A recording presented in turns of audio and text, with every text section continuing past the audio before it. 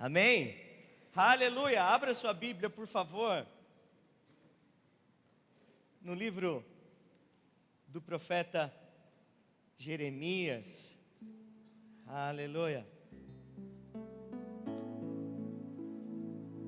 Livro do profeta Jeremias, capítulo 29. Uau! Eu estou assustado, amados. Eu nunca comecei um ano com tanta gente nessa igreja. Isso é um bom sinal, que antes de terminar este ano, Deus vai ter que fazer alguma coisa. Ou a gente vai ter que alugar a Avenida Brasil, ou Deus vai ter que providenciar um lugar maior em nome de Jesus, amém? Olha para esse irmão que está do seu lado e fala assim: você crê nisso? Porque diz assim: porque eu creio em nome de Jesus, amém? Você vai deixar a sua Bíblia aberta no livro do profeta Jeremias e nós vamos ler alguns trechos hoje. Eu estava meditando na palavra e me veio uma pergunta: você já esteve em algum lugar que você não gostaria de estar naquele lugar? Você já viveu em algum momento da sua vida com algumas pessoas ou em algum lugar que o seu desejo não era estar ali, não era viver ali, não era permanecer ali? Você já passou por isso? Diga amém. Eu já passei por isso também. Eu estava lembrando que quando eu passei por isso, não sei se todos sabem a minha história, a história da pastora Kézia. Nós moramos aqui em Anápolis tem 10 anos. Quando nós chegamos, não, vai completar 11 anos, vai completar 11 anos esse ano. Então 10 anos e alguma coisa. E quando nós chegamos aqui, nós chegamos com 3 parcelas de seguro-desemprego. O parente mais próximo nosso morando em Uberlândia. Nós não conhecíamos absolutamente ninguém, absolutamente nada da cidade de Anápolis. E nós chegamos aqui, se eu não estou enganado, eu acho que era dia 23 de dezembro. Recém-casado, nós casamos em novembro e chegamos aqui em dezembro. E o nosso Natal, o nosso Ano Novo foi eu e ela. Foi muito desafiador. E eu me lembro que no início eu vim para fazer seminário e eu estudava das 7h15 da manhã ao meio-dia e 15. Meio-dia e 15 eu saía correndo do seminário, entrava dentro do ônibus, entrava meio-dia e meio para trabalhar na Unevangélica e saía 22h30 durante todos os dias. Semelhantemente a pastora. Os meus 7 primeiros meses na cidade de Anápolis, na hora do nosso intervalo na Unevangélica, era fantástico. Porque o que nós tínhamos de dinheiro para comer era miojo com carne moída. E de vez em quando, carne moída com miojo. Não diga amém, porque não foi você que passou por isso. Foram 7 meses passando esse tipo de situação. Miojo com carne moída e miojo com carne moída e miojo com tempero, às vezes, e miojo. Passaram-se os anos, a pastora também. Eu me lembro que quantas vezes nós chegávamos lá no terminal, 10h30 da noite. Você que está passando por isso, Deus vai mudar a sua história em nome de Jesus. Tem gente que passa. Quantas vezes eu falava: meu Deus do céu, ficava com a expectativa de ver aquele ônibus amarelo estacionando com o destino da minha casa. Chegava todos os dias, 11h30, meia-noite. Isso nós passamos por quase 4 anos. Até que um dia eu falei assim: não aguento mais trabalhar na Unevangélica. Eu falei assim: puxa, eu vou fazer alguma coisa, vou vender bolsa. Aí o que eu fazia? Saía aqui no domingo de Anápolis com o ônibus das 3 estrelas, 5 horas da tarde, chegava na feira da madrugada em São Paulo, 7 horas da manhã, comprava a bolsa até 5 horas da tarde, entrava no ônibus de novo e voltava para terça-feira estar aqui, para chegar na minha casa, colocar uma bolsa gigante com um monte de bolsa feminina. Imagine o pastor com bolsa feminina vendendo, indo de porta em porta dizendo: uau, você quer comprar bolsa? E se passaram os anos, eu me entendia que nessa época eu era pior do que o pai do Cris, porque eu tinha mais de 2 empregos. Vendia bolsa, fazia carteirinha, vendia peixe. Tinha época que eu vendia carteira escolar. Uau! E eu falei: vai passar em nome de Jesus. Amados, passou. Eu me formei. A pastora formou. E eu disse, uau, agora é a hora da exaltação de Deus na minha vida. E eu pensava o seguinte, que quando eu formar, vai chegar alguém e vai dizer assim, ei Tiago, eu vi que você formou, eu vi que a sua vida foi difícil demais, e nós temos uma mega igreja para você. Pois nós queremos fazer de você o nosso pastor, porque entendemos que você é um homem de Deus, a sua esposa é uma mulher de Deus. E eu estava na expectativa de ser chamado, de alguém me ligar, de falar assim, nós temos uma igreja para você pastorear, nós temos um lugar para você ser pastor. Arthur, coloca o vídeo, por favor. Apaga a luz.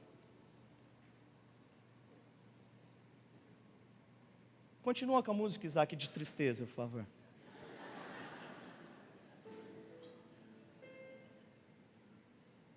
Divide a tela, Arthur, divide a tela. Deixa eu apagar aqui. Põe de novo. Isso. O dia que eu e a pastora assumimos a igreja, eu tinha cabelo na época. Hoje eu tenho mais, graças a Deus. Irmãos, eles me deram essa mega igreja que tinha uma cor linda, salmão, defunto. Tinha um canil dentro da igreja. Eu filmei 2 vezes porque esse canil era do inimigo. A igreja era muito feia. Nessa época nós éramos presbiterianos. Nessa época nós tínhamos realizado o nosso primeiro projeto de vida. Obrigado, Arthur. E eu me lembro que no primeiro projeto de vida eu fiz 12 dias e precisei pregar 12 dias, porque não tinha ninguém. Porque nessa época nós cantávamos esse louvor, era uma igreja muito engraçada, que não tinha membro, não tinha nada. Só tinha canil e um pano pendurado no teto. Era muito difícil. E quando falaram para mim, pode ligar as luzes do templo, Arthur, através do BIM. Quando falaram para mim, Tiago, essa é a sua igreja. Eu falei, o sangue de Jesus tem poder. Eu fui a primeira vez nessa igreja e nesse dia eles tinham cortado a rua, era atrás do estádio Jonas Duarte, a rua estava em pedaços. Eu olhava para os membros e eu falava, meu Deus, eu fiquei 4 anos sofrendo aqui em Anápolis, agora o Senhor me coloca nesse lugar. Não é possível que eu sou tão ruim assim, Senhor. Não é possível que o Senhor tenha isso para a minha vida. A pastora Kézia olhava para mim e dizia, sangue de Jesus tem poder, amor, eu não aguento mais sofrer, são 4 anos. E agora, novamente. Eu falei, cara, vamos tentar um plano B. Um pastor me ligou e disse assim, vem até Barra do Garça, aqui a gente tem uma igreja para você. Amados, não sei se você sabe, qual que é o nome daquela cidade a 5 minutos de Barra do Garça? Aragarça. Nós saímos daqui contentemente, dizendo, uau, Deus vai nos levar para a Barra do Garça, que a gente não quer ficar aqui em Anápolis. E aí, quando chegou em Aragarça, eu cheguei para o motorista e falei assim, quando chegar em Barra do Garça, o senhor me chama? Ele falou, na hora. Irmãos, eu dormi, a pastora dormiu. 5 horas depois eu levanto, eu falei, cara, alguma coisa está errada. Estava. Nós estávamos a 5 horas do nosso destino. Dormimos. O motorista trocou e não avisou para o outro motorista, nós fomos parar 5 horas depois. Na época nós éramos seminaristas, e você que não sabe o que significa a expressão seminarista, é a mesma coisa do que missionário. Nós só tínhamos o dinheiro de ida. E aí eu cheguei na primeira cidade, eu falei assim, moço, pelo amor de Jesus Cristo, nos proporciona o retorno, porque eu dormi, o motorista não me chamou, ele falou assim, tudo bem, só depois de 4 horas. E nós ficamos 4 horas naquela cidade, que eu nem me lembro o nome, porque foi do inimigo aquilo. Voltamos, cheguei em Barra do Garça, feliz da vida, eu pensei que o pastor ia me receber com uma flor, ou com uma pizza. Ele falou, não, vamos conversar. Eu falei, sangue de Jesus, eu quero coxinha, alguma coisa, que eu não aguento mais. Voltamos para a casa dele, ficamos um tempo lá conversando, e Deus dizendo no nosso coração, não é aqui, não é aqui. Eu falei assim, não é possível, eu quero aqui, eu não quero aquela igreja muito engraçada, que não tinha absolutamente nada. Até que Nós ficamos lá, fomos para o culto. Quando foi na hora do almoço, eu falei: pastor, eu estou indo embora. A pastora também olhou para mim e falou assim: vamos embora, lá não é o nosso lugar. Nós voltamos para Anápolis, e no dia 31 de dezembro assumimos a igreja. Tinha aproximadamente 3 membros e 10 pessoas. O que o senhor quer dizer acerca dessa história para mim? Porque muitas vezes na sua e na minha vida nós estaremos em lugares que nós não gostaríamos de estar, diante de situações que nós não gostaríamos de estar vivenciando, em meio a um convívio que naquele momento nós não gostaríamos de estar convivendo. Contudo, eu quero te ensinar que nesse momento que talvez você está passando, ou talvez o momento que você vai passar, existe algo que você precisa entender e que eu preciso entender como eu entendi. Em Jeremias capítulo 29, presta muita atenção. O livro do profeta Jeremias, capítulo 29, ele está escrevendo uma carta. E essa carta é para aqueles que estão na Babilônia, já cativos. E Jeremias está escrevendo para eles mediante uma ordem de Deus. Deus está falando ao coração daquele povo, dizendo: ei, vocês estão hoje vivendo em um local que vocês não gostariam de estar, diante de pessoas que vocês não gostariam de conviver, mas eu tenho uma palavra ao coração de vocês. E o verso 4 do capítulo 29 começa assim: assim diz o Senhor dos Exércitos, o Deus de Israel, a todos os exilados que deportei de Jerusalém para a Babilônia. O que o texto começa dizendo sobre algo muito importante que nós precisamos entender? O texto diz assim: olha, eu estou escrevendo aos homens e às mulheres que estão na Babilônia, que não gostariam de estar aí, que não gostariam de conviver aí, que não gostariam de ter uma vida aí, mas eu quero que vocês entendam uma coisa, que fui eu, o Senhor, que vos enviei. E sabe que você precisa entender e que eu preciso entender? Que aonde você está hoje, e aonde eu estou hoje, tirando as pessoas que estão debaixo da desobediência, nós precisamos compreender que nós estamos segundo a vontade de Deus. Aonde você está vivendo, com quem você está convivendo, da forma como você está convivendo, é a vontade de Deus. E a sua grande dificuldade, que era a minha grande dificuldade, era compreender que eu estava aqui nessa igreja, fazendo aquilo que Deus tinha pré-estabelecido como propósito dele. E quando você entende isso, discerne isso, a sua vida passa a ser diferente. E o que Deus estava ministrando ao coração daqueles homens e mulheres na Babilônia era: vocês estão aí, não é segundo a vontade do diabo, não é segundo a vontade de vocês, mas é segundo a minha vontade, declara o Senhor. E sabe o que você precisa entender em nome de Jesus? Que você está hoje exatamente no lugar da vontade de Deus na sua vida. E eu quero declarar algo mais além ainda, que se você estava em algum lugar que não era a vontade de Deus na sua vida, o Espírito Santo do Senhor que está falando ao seu coração nessa noite, te trará para o centro da vontade do Senhor. Diga amém por isso. Mais forte, amém. Amém. Aleluia. Jeremias está dizendo isso: olha, existe uma palavra ao coração de vocês. Deus deportou vocês. Vocês estão no lugar certo, porque é a vontade de Deus.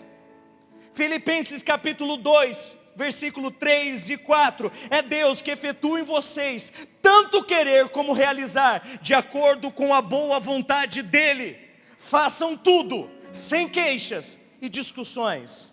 E a palavra é: porque você está discutindo e reclamando, sendo que você está no lugar que Deus quis que você estivesse? Olhe para esse irmão que está do seu lado e fala: por que você está discutindo? Por que você está reclamando? É o lugar que Deus quer para você.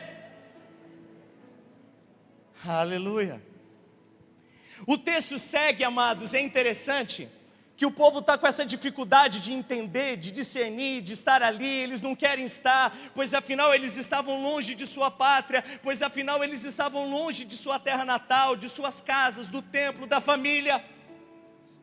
E o Salmo 137, verso 1, 2, 3 e 4, é o salmo que o salmista está declarando esse momento que eles estavam vivendo. O texto diz assim: junto aos rios da Babilônia, nós sentávamos e chorávamos com saudade de Sião. Ali, no salgueiro, pendurávamos as nossas harpas, ali os nossos captorões pediram canções aos nossos opressores, exigiam canções alegres, dizendo: cante para nós uma canção de Sião. E o salmista declara: como poderíamos cantar as canções do Senhor numa terra estrangeira?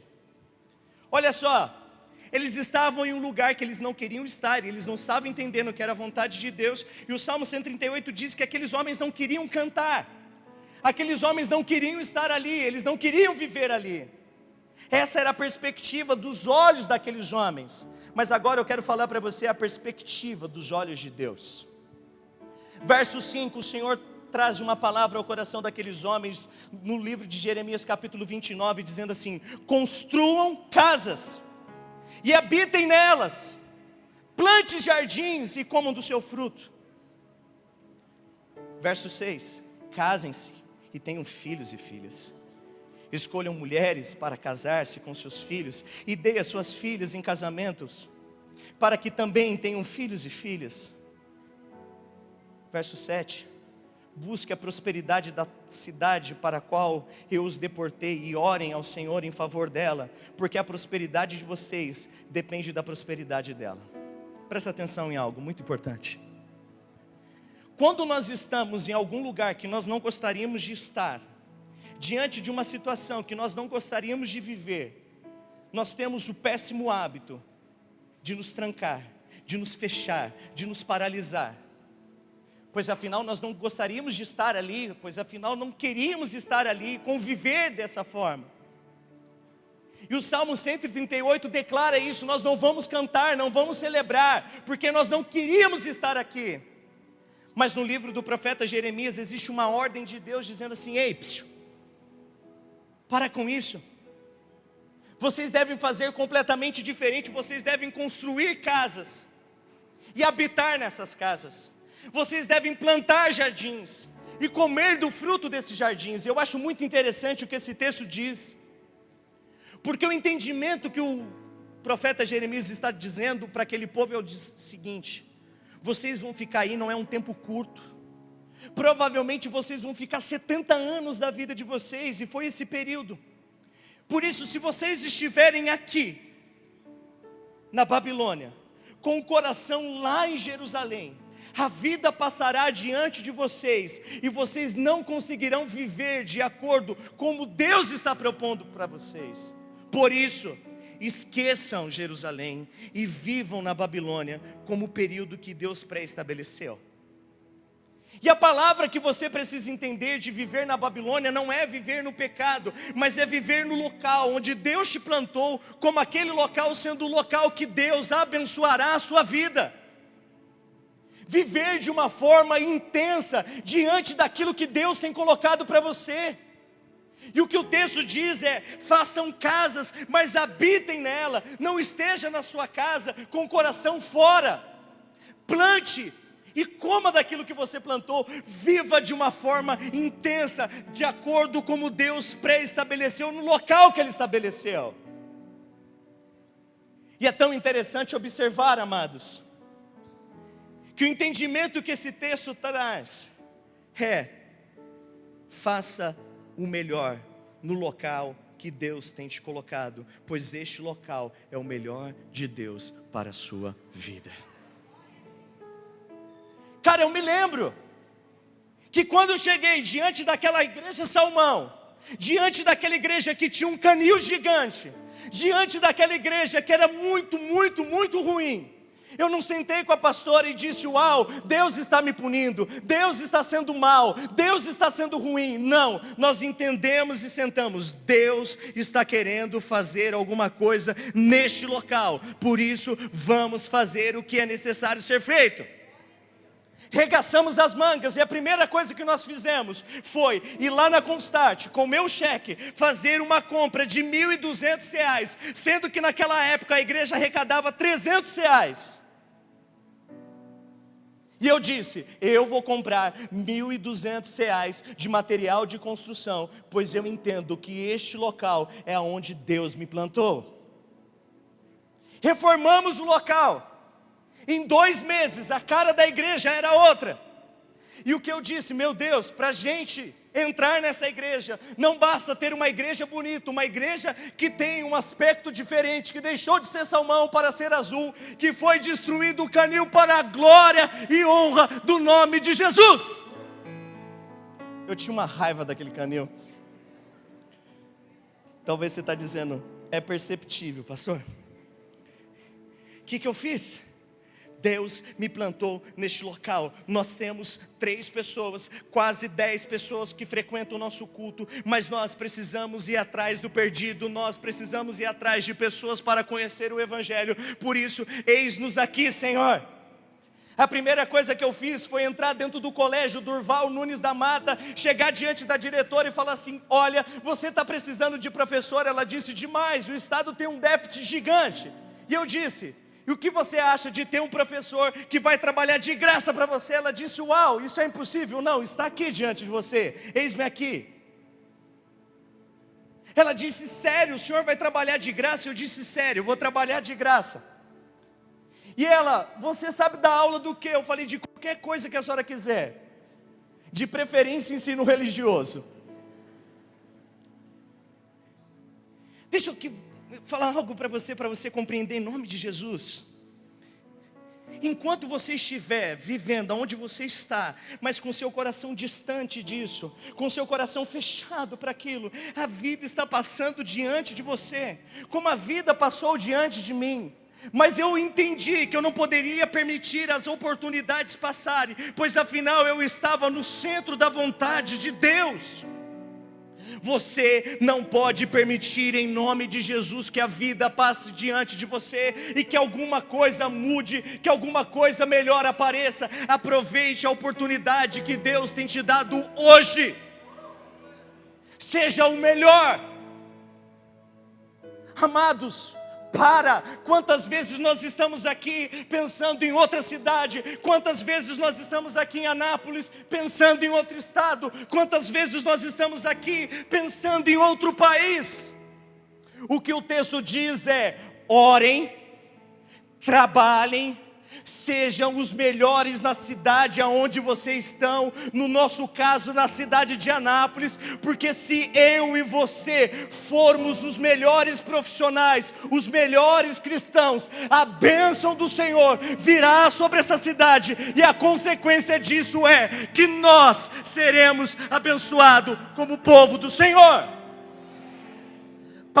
No nome de Jesus, de falar: a minha cidade é ruim, a minha cidade não presta, o meu estado não presta, o meu país não presta, os Estados Unidos é melhor, a França é melhor, a Inglaterra é melhor. O melhor local que existe é o centro da vontade de Deus. E o que faz a grande diferença na sua e na minha vida não é aonde nós estamos, é sim como estamos. E se nós estamos no centro da vontade de Deus, Deus move uma cidade inteira para ser próspera, para que você seja próspero. Diga amém.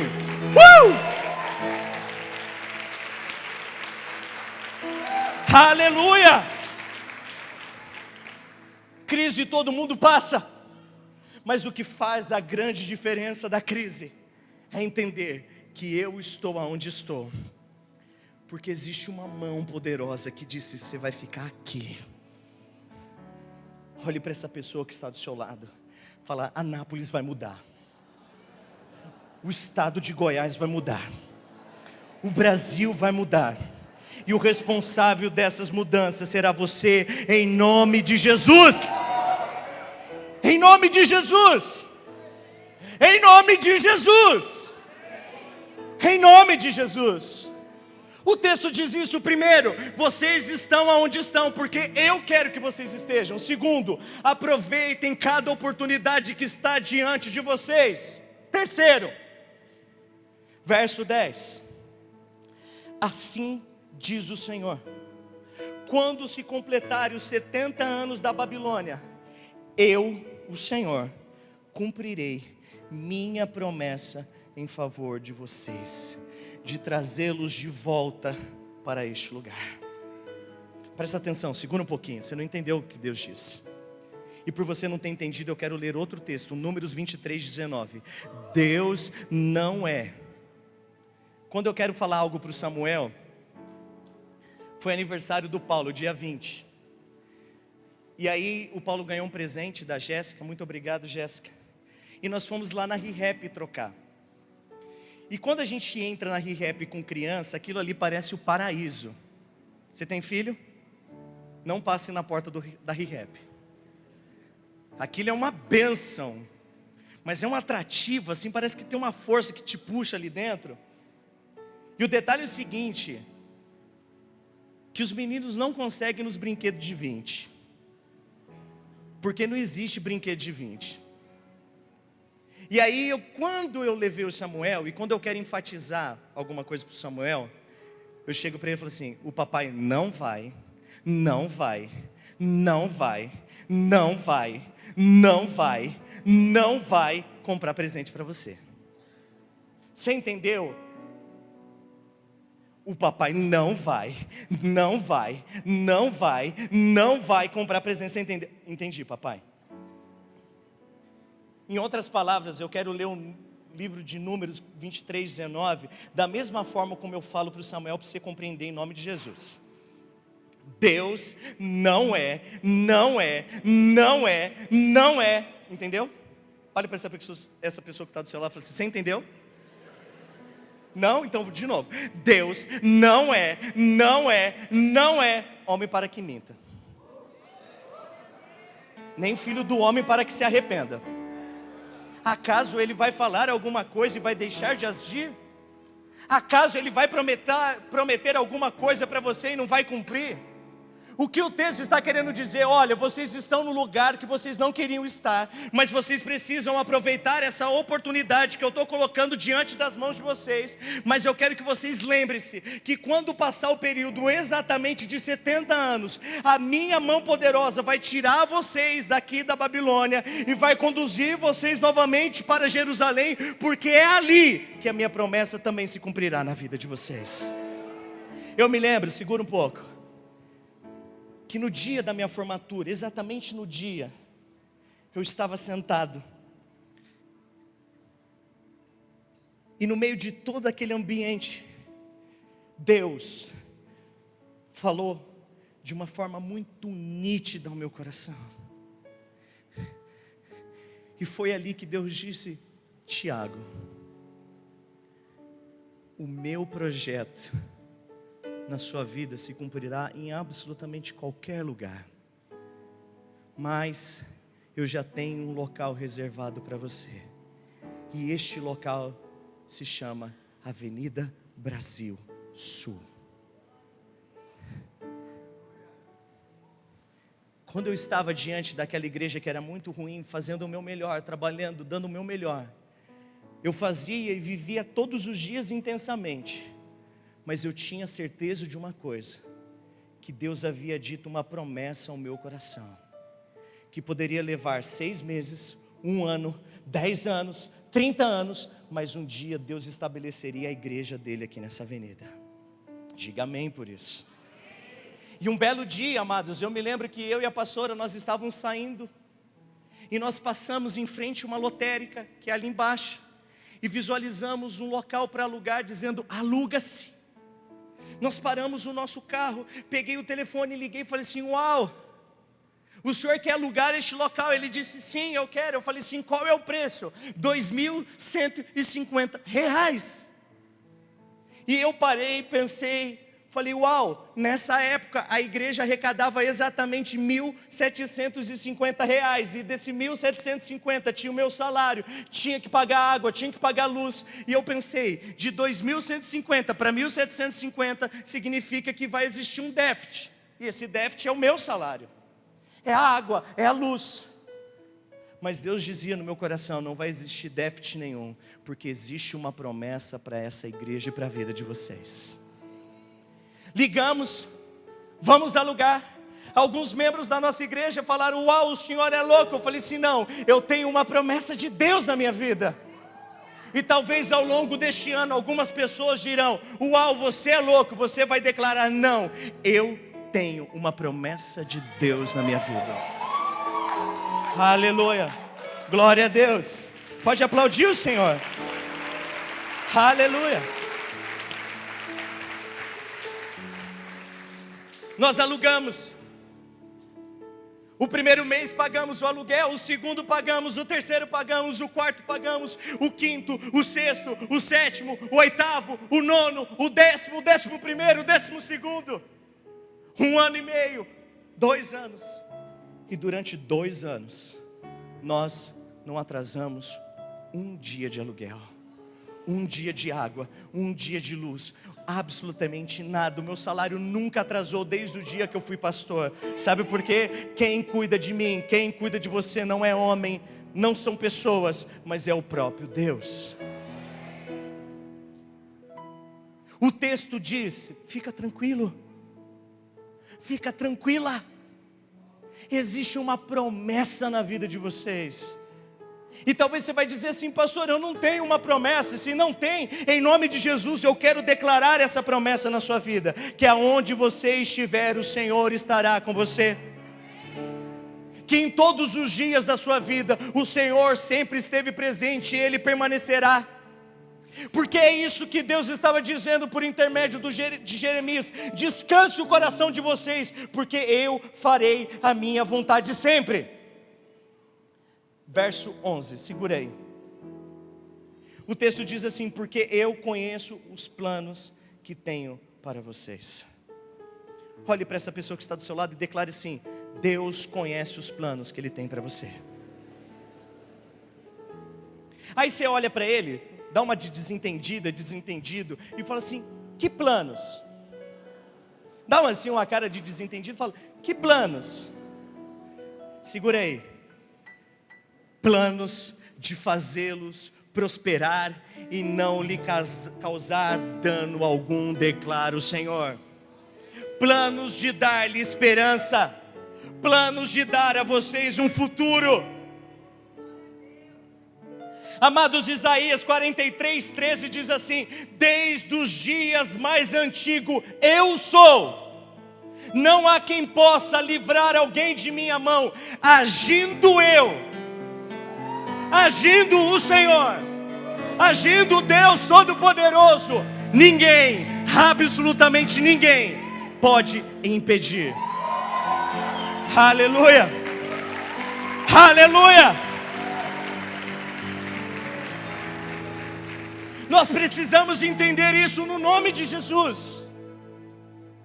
O que Deus estava dizendo para o coração daquele povo era, eu tenho o melhor plano para vocês. E talvez hoje você olhe para a sua vida e você fala assim, puxa, que lugar ruim que eu estou, diante de pessoas que eu não queria estar, convivendo onde eu não gostaria de conviver, mas Deus está te dizendo, é este local que eu tenho para você. Mas fique firme, vai passar. E talvez o seu retorno, que você tanto espera para determinado local, não será, porque Deus sabe exatamente o que é melhor para você. Deus sabe o que é melhor para mim. E o que era melhor para mim, na minha mente, naquela época, era Barra do Garça, Barra do Garça, Barra do Garça. Ou era diante de uma igreja pronta. Mas o melhor de Deus para a minha vida era diante de uma igreja ruim. Mas era através deste local ruim que eu viveria como estou vivendo os melhores anos da minha vida. E diante disso, eu termino lendo o versículo 12 e 13. Que para mim é a parte mais importante de tudo isso que eu já ministrei para vocês. Recapitulando. Talvez você esteja em um local que você não gostaria de estar. Mas Deus está dizendo que este local foi Ele que colocou. E Ele colocou você aí para que você viva de uma forma intensa e aproveite cada segundo onde você está. Porque é exatamente neste local que Deus vai abençoar a sua vida. Porque somente Ele sabe os planos que Ele tem para você. E esses planos são planos de bem. Planos que estão visando o seu futuro. Mas o que eu acho mais intenso de tudo isso é que lá na Babilônia, no local onde eles não queriam estar, que Deus levanta a sua voz através do profeta Jeremias e declara uma palavra rema em direção ao coração daqueles homens, dizendo: vocês estavam onde vocês queriam estar, mas vocês clamavam a mim, vocês me buscavam e eu estava distante de vocês. Foi necessário que eu arrancasse vocês de Jerusalém e plantasse vocês na Babilônia, para que vocês pudessem viver. O verso 12 e 13. Então vocês clamarão a mim, virão a orar a mim, e eu os ouvirei. Vocês me pouparão e me procurarão, e me acharão, porque vocês começarão a me buscar de todo o vosso coração. Deixa eu declarar algo para você. São nos lugares que você não gostaria de estar, que talvez sejam os lugares que mais você ouve a voz de Deus a falar ao seu coração. Mas o que eu acho mais surpreendente não é o verso 12, não é o verso 13, mas é o verso 14. Quem já brincou de esconde-esconde, diga amém. Aqui chama esconde-esconde? Esconde-esconde? Quem? O objetivo de esconde-esconde é o quê? Esconder-se e não ser achado. Eu gosto de brincar com o Pepe e com o Samuel de esconde-esconde.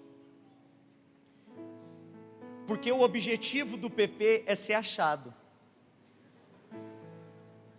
O Pepe geralmente ele tem um local, a cortina do meu quarto. E aí eu tô lá, 1, 2, 3, 4, já vou. Aí quando eu tô indo, o Pepe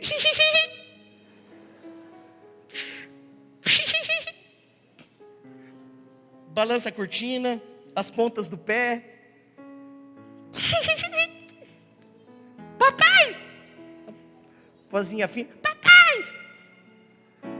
Aí eu tenho que dar uma de cego. Cadê o Pepe? Cadê o Pepe? E ele... Porque o objetivo do Pepe é ser achado. E quando eu acho, ele... Puxa, que coisa boa, ele me achou. Que o objetivo dele é esse. Deixa eu te falar uma coisa. O que é mais fantástico de Jeremias capítulo 29 é a forma como a carta termina nesse primeiro momento. E eu deixarei ser encontrado por vocês, declara o Senhor. Sabe o que o texto está querendo dizer? Que eu e você, por nós mesmos, jamais poderíamos encontrar o Senhor. Mas pelo fato de o seu desejo é ser encontrado, Ele está diante de você, não como Pepe, mas dizendo: filho, vem até mim. Porque neste local que talvez você não queria estar, é este local que você descobrirá que eu estou ao seu lado, como sempre estive, e eu quero viver com você os melhores momentos de sua vida. Quando eu olho para tudo isso que vocês estão vendo, quando eu olho para a Church, quando eu olho para a Church Kids, quando eu olho para a Church Farm, para a glória de Deus, nós já pagamos 1 ano e meio daquela chácara, de 5.000 metros quadrados. Quando eu olho para tudo isso, eu penso e falo: Senhor, muito obrigado. porque o quanto foi bom estar no local que eu não queria estar, mas viver o que o Senhor tinha planejado para que eu pudesse viver. E no nome de Jesus, Deus não vai tirar você da onde você está, até que você viva o melhor dele neste local. Eu quero entender e declarar isso na vida de muitos de vocês aqui. O seu lugar é nessa igreja. E como seu pastor eu declaro que você não pode sair, porque você ainda não fez absolutamente nada para o Senhor aqui. Talvez Deus pode te levar para as nações, para onde Ele bem entender, mas Ele só te levará quando você cumprir um propósito dEle neste local. Deus tem um propósito com você aqui. Deus tem um propósito comigo aqui. E este propósito nada mais é do que história. E eu termino dizendo que o dia que eu fiquei mais confrontado foi quando eu cheguei para o meu mentor e disse assim: Pastor Ivailton, que belo lugar que o Senhor me separou. Que belo lugar que eu vou ser pastor. E o meu mentor olhou para mim, deu um sorriso e disse: Tiago, se Deus tivesse te colocado em uma igreja pronta, a história não seria sua, a história seria de outro. E exatamente Deus quer que você escreva uma história. Por isso você está aonde está, para ver essa história se cumprindo. E hoje eu quero me apropriar das palavras do pastor Ivailton e fazer delas as minhas e declarar isso para você. Você está aonde está, vivendo com quem você vive, porque Deus tem uma história com você. E essa história está apenas começando. Mas saiba que Deus sempre termina a sua história com um final feliz, porque é Ele que está no controle de tudo, em nome de Jesus. Feche os seus olhos, quero orar por você. Feche os seus olhos. Aleluia.